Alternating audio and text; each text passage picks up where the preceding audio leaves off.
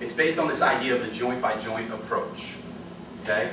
So, every joint in our body is supposed to be one of two things, mobile or stable. Okay? We start working our way up the ankle, it's supposed to be a mobile joint. It gets lost sometimes because we're constantly putting our ankles in an immobile place.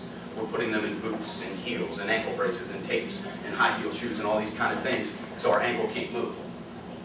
Our knee is supposed to be a very stable joint. Okay? That's obvious. We hear all the things about ACL tears. That's because it didn't have the stability. Our hips are supposed to be mobile. Okay? Sitting down in a chair all day long, just like we are now.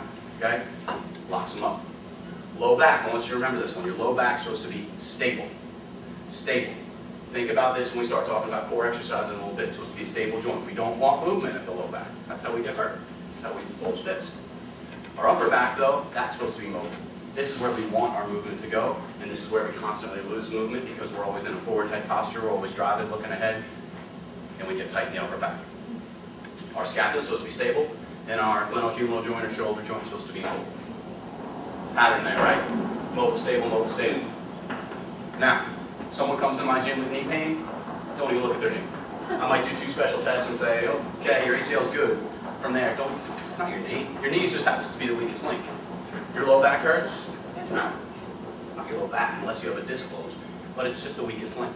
Most likely then we're going to look at your hips if it's your low back and say, man, your hips just cannot move, your hips are stuck, so where do you try to move? Then you try to move in the low back and then you end up hurt. Okay, so it's not good enough to just look at the spot of injury. Generally that's just the weakest link, that's just where it happened to come out.